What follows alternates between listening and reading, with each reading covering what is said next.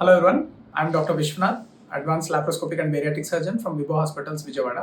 ఈ వీడియోలో నేను ఓవేరియన్ సిస్ట్ అంటే గర్భసంచి పక్కన ఉండే అండాశయాలు, ఓవరీస్ అంటామండి వాటిని. అండాశయాల్లో వచ్చే నీటి బుడగలు సిస్ట్స్ అంటాం. వాటి గురించి చెప్పబోతున్నాను. ఓవేరియన్ సిస్ట్ ఎంత పెద్ద సైజు ఉన్నా 10 సెంటీమీటర్లు, 12 సెంటీమీటర్లు, 15 సెంటీమీటర్ల సైజు ఉన్నా కూడా లాప్రోస్కోపిక్గా చిన్న చిన్న బెజ్జాలతో ఆపరేషన్ చేసి దాన్ని బయటకు తీయొచ్చు.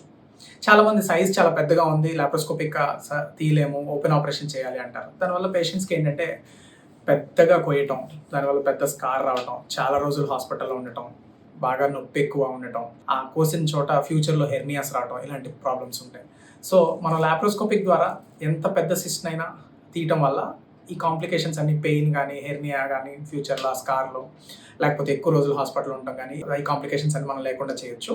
అండ్ చాలా పెద్ద బెనిఫిట్ ఏంటంటే ఇవాళ సర్జరీ చేస్తే రేపు డిశ్చార్జ్ అయిపోవచ్చు. ఇంటికి వెళ్ళాక మన పనులన్నీ మనం రెగ్యులర్గా రొటీన్గా సర్జరీకి ముందు ఎలా చేసుకుంటాం అలా చేసుకోవచ్చు.